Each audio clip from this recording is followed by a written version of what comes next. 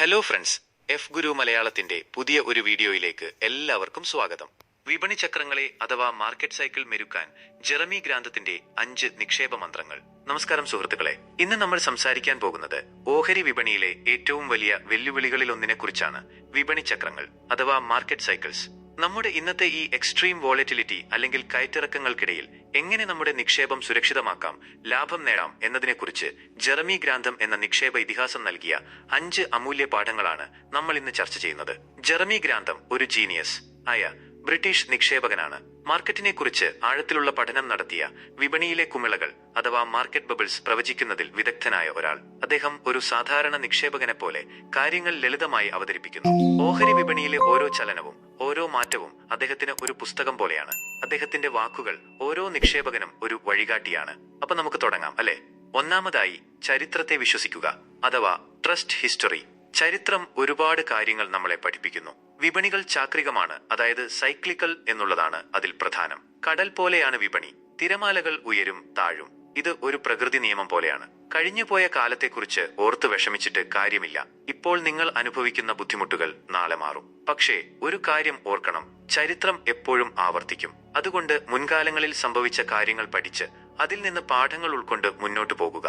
ഓരോ സാമ്പത്തിക പ്രതിസന്ധിക്കും അതിൻ്റെതായ കാരണങ്ങളുണ്ടാകും. പക്ഷേ മനുഷ്യന്റെ ആർത്തിയും ഭയവും വിവേകമില്ലായ്മയും എല്ലാ പ്രതിസന്ധികളിലും ഒരുപോലെ കാണാം. ഈ പാഠം നമ്മൾ ഓർക്കണം. നിക്ഷേപത്തിൽ ക്ഷമയും വിവേകവും ഉണ്ടെങ്കിൽ ഏത് പ്രതിസന്ധിയെയും മറികടക്കാൻ സാധിക്കും. ഒരു കപ്പൽ കൊടുങ്കാറ്റിൽപ്പെട്ടാൽ കപ്പിത്താൻ എന്തു ചെയ്യും? അയാൾ കാറ്റും തിരമാലകളും നോക്കി കപ്പലിനെ സുരക്ഷിതമായി തീരത്തേക്ക് എത്തിക്കാൻ ശ്രമിക്കും. അതുപോലെ വിപണിയിലെ കൊടുങ്കാറ്റുകളിൽ നമ്മുടെ നിക്ഷേപങ്ങളെ സംരക്ഷിക്കാൻ ചരിത്ര പാഠങ്ങൾ നമ്മളെ സഹായിക്കും. രണ്ടാമതായി, ആൾക്കൂട്ടത്തെ ചെറുക്കുക, കണക്കുകളെ വിലമതിക്കുക. അതായത് resist the crowd, value the numbers. ഇതൊരു വലിയ വെല്ലുവിളിയാണ്. എല്ലാവരും ഒരുപോലെ ചിന്തിക്കുമ്പോൾ, ഒരുപോലെ പ്രവർത്തിക്കുമ്പോൾ അവിടെ ഒരു അപകടം പതിയിരിപ്പുണ്ട്. ആൾക്കൂട്ടം ഒരു പ്രത്യേക ഓഹരിയെക്കുറിച്ച് പറയുമ്പോൾ അല്ലെങ്കിൽ ഒരു പ്രത്യേക ട്രെൻഡിനെ കുറിച്ച് പറയുമ്പോൾ നമ്മളും അവരുടെ കൂടെ ചാടാൻ ശ്രമിക്കും. എല്ലാവരും പറയുന്നു, അപ്പോ ശരിയായിരിക്കും എന്ന് നമ്മൾ വിചാരിക്കും. പക്ഷേ അവിടെയാണ് നമ്മൾ തെറ്റ് ചെയ്യുന്നത്. ഓരോ നിക്ഷേപവും നമ്മുടെ സ്വന്തം തീരുമാനമായിരിക്കണം. കണക്കുകൾ പഠിച്ച് കമ്പനിയുടെ സാമ്പത്തിക സ്ഥിതി മനസ്സിലാക്കി അതിന്റെ മൂല്യം എത്രയാണെന്ന് വിലയിരുത്തി എന്നിട്ട് വേണം നമ്മൾ ഒരു തീരുമാനമെടുക്കാൻ. ഒരു കമ്പനിയുടെ ബാലൻസ് ഷീറ്റ് നോക്കി അതിന്റെ ലാഭവും നഷ്ടവും മനസ്സിലാക്കണം. അതുപോലെ വിപണിയിലെ ട്രെൻഡുകൾ മാത്രം നോക്കി നിക്ഷേപം നടത്തരുത്. ട്രെൻഡുകൾ മാറാം, പക്ഷേ കമ്പനിയുടെ അടിസ്ഥാന കാര്യങ്ങൾ മാറില്ല. സ്വന്തം ബുദ്ധി ഉപയോഗിച്ച് സ്വന്തം തീരുമാനമെടുക്കുക. അതാണ് ഏറ്റവും വലിയ വിജയം. B fearful when others are greedy and greedy when others are fearful എന്ന വോറൻ ബഫറ്റിന്റെ വാക്കുകൾ ഇവിടെ ഓർക്കുന്നത് നല്ലതാണ്. മൂന്നാമതായി, ശാന്തത പാലിക്കുക, ദീർഘകാലത്തിൽ ശ്രദ്ധ കേന്ദ്രീകരിക്കുക. അഥവാ stay calm, focus on the long term. ക്ഷമ, സംയമനം, ശ്രദ്ധ, ഈ 3 കാര്യങ്ങൾ ഒരു നല്ല നിക്ഷേപകന് അത്യന്താപേക്ഷിതമാണ്. വിപണിയിൽ കയറ്റിറക്കങ്ങൾ ഉണ്ടാകും. ചിലപ്പോൾ ലാഭം കിട്ടും, ചിലപ്പോൾ നഷ്ടം വരും. അതുകൊണ്ട് ഹ്രസ്വകാല ലാഭത്തിനു വേണ്ടി മാത്രം നിക്ഷേപം നടത്തരുത്. ദീർഘകാല ലക്ഷ്യങ്ങൾ വെച്ച് ശാന്തമായി ശ്രദ്ധയോടെ നിക്ഷേപം നടത്തുക. ഒരു മരം നട്ടു പരിപാലിക്കാൻ എത്ര സമയമെടുക്കും? അതുപോലെ ഒരു നിക്ഷേപം വളർന്നു വരാൻ സമയമെടുക്കും. ഒരു ഉദാഹരണം പറയാം. ഒരു നല്ല കർഷകൻ വിത്ത് പാകി അത് മുളച്ച് വളർന്ന് കായ്ഫലം നൽകുന്നതിന് വേണ്ടി കാത്തിരിക്കും. അതുപോലെ ഒരു നല്ല നിക്ഷേപകൻ കമ്പനിയിൽ നിക്ഷേപം നടത്തി അതിന്റെ വളർച്ചയ്ക്ക് വേണ്ടി കാത്തിരിക്കണം. ക്ഷമയോടെ കാത്തിരുന്നാൽ നല്ല ഫലം ഉറപ്പാണ്. ഓഹരികളുടെ വിലകൾ ചിലപ്പോൾ അതിന്റെ യഥാർത്ഥ മൂല്യത്തിൽ നിന്ന് വ്യതിചലിക്കാം, പക്ഷേ കാലക്രമേണ അത് ശരിയായി വരും. ഈ ഒരു വിശ്വാസം നമുക്കുണ്ടായിരിക്കണം. അതുകൊണ്ടാണ് ദീർഘകാല നിക്ഷേപം ഏറ്റവും നല്ല നിക്ഷേപമായി കണക്കാക്കുന്നത്. Time in the market beats timing the market എന്നൊരു പറയലുണ്ട്. അതായത് മാർക്കറ്റിനെ പ്രവചിക്കുന്നതിനേക്കാൾ ദീർഘകാലം മാർക്കറ്റിൽ നിക്ഷേപം ചെയ്യുന്നതാണ് ലാഭകരം. നാലാമതായി, കരിയർ റിസ്ക്, പ്രധാനമായും പ്രൊഫഷണൽസിന്. അഥവാ career risk mainly four professionals. Career risk എന്നത് പ്രൊഫഷണൽ നിക്ഷേപകരെ സംബന്ധിച്ച് വളരെ പ്രധാനപ്പെട്ട ഒരു കാര്യമാണ്. അവർക്ക് അവരുടെ ജോലി നഷ്ടപ്പെടാതിരിക്കാൻ ചില കാര്യങ്ങൾ ശ്രദ്ധിക്കേണ്ടി വരും. അവർ പെട്ടെന്ന് തീരുമാനമെടുക്കാൻ പാടില്ല.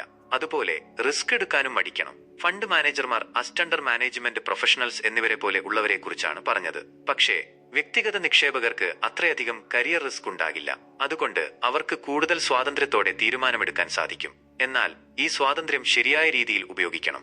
അറിവില്ലായ്മ കൊണ്ടോ അല്ലെങ്കിൽ തെറ്റായ തീരുമാനങ്ങൾ കൊണ്ടോ നഷ്ടം വരുത്തരുത്. ഓരോ നിക്ഷേപവും ശ്രദ്ധയോടെ ആലോചിച്ച ശേഷം എടുക്കണം. നമ്മുടെ കയ്യിലുള്ള പണം നമ്മുടെ മാത്രമാണ്. അത് നഷ്ടപ്പെട്ടാൽ ആരും നമ്മളെ സഹായിക്കാൻ വരില്ല. അതുകൊണ്ട് ഓരോ ചുവടും ശ്രദ്ധയോടെ വെക്കണം. അഞ്ചാമതായി, സ്വയം അറിയുക. No your self. ഏറ്റവും പ്രധാനപ്പെട്ട കാര്യം ഇതാണ്. ഓരോരുത്തർക്കും അവരവരുടെ ശക്തിയും ബലഹീനതയും അറിയണം. എത്രത്തോളം റിസ്ക് എടുക്കാൻ സാധിക്കും എന്നറിയണം. അതുപോലെ നിക്ഷേപത്തെക്കുറിച്ച് എത്രത്തോളം അറിയാം എന്നും മനസ്സിലാക്കണം. ചിലർക്ക് കൂടുതൽ റിസ്ക് എടുക്കാൻ കഴിയും, ചിലർക്ക് കുറഞ്ഞ റിസ്ക് മതി. ചിലർക്ക് ഓഹരി വിപണിയെക്കുറിച്ച് അധികം അറിവുണ്ടാകും, ചിലർക്ക് കുറഞ്ഞ അറിവേ ഉണ്ടാകൂ. ഇക്കാര്യങ്ങൾ മനസ്സിലാക്കി സ്വയം വിലയിരുത്തിയ ശേഷം വേണം നമ്മൾ ഓരോ നിക്ഷേപവും നടത്താൻ. ആരെങ്കിലും എന്തെങ്കിലും പറഞ്ഞു എന്ന് കേട്ട് അതുപോലെ ചെയ്യരുത്. സ്വന്തം തീരുമാനമെടുക്കുക, സ്വന്തം റിസ്ക് എടുക്കുക. അതാണ് ഏറ്റവും നല്ല നിക്ഷേപം. നമ്മൾ ഓരോരുത്തർക്കും ഓരോ നിക്ഷേപ രീതി ഉണ്ടാകും. ചിലർ ദീർഘകാല നിക്ഷേപം ഇഷ്ടപ്പെടുന്നു, ചിലർ ഹ്രസ്വകാല നിക്ഷേപം ഇഷ്ടപ്പെടുന്നു, ചിലർ ഓഹരികളിൽ നിക്ഷേപം ചെയ്യാൻ ഇഷ്ടപ്പെടുന്നു, ചിലർ ബോണ്ടുകളിൽ നിക്ഷേപം ചെയ്യാൻ ഇഷ്ടപ്പെടുന്നു. ഓരോരുത്തരുടെയും സാമ്പത്തിക ലക്ഷ്യങ്ങളും റിസ്ക് എടുക്കാനുള്ള കഴിവുമനുസരിച്ച് ഈ രീതികൾ മാറാം. ജെറമി ഗ്രാന്തം പറയുന്നത് പോലെ നമ്മൾ സ്വയം അറിഞ്ഞ് നമ്മുടെ ശക്തിയും ബലഹീനതയും മനസ്സിലാക്കി നമ്മുടെ ലക്ഷ്യങ്ങൾക്കനുസരിച്ചുള്ള ഒരു നിക്ഷേപ രീതി കണ്ടെത്തണം. അത് മാത്രമല്ല, നമ്മൾ എപ്പോഴും പഠിച്ചുകൊണ്ടേയിരിക്കണം.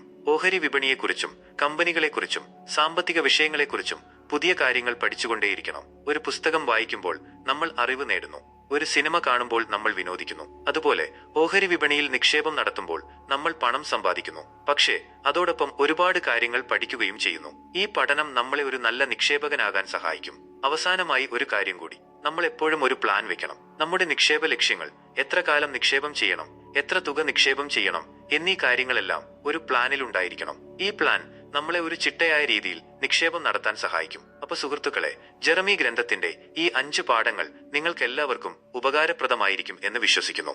ഓഹരി വിപണിയിൽ നിക്ഷേപം നടത്തുമ്പോൾ ഈ കാര്യങ്ങൾ ഓർക്കുക. വിജയം നിങ്ങളുടെ കൂടെ ഉണ്ടാകും.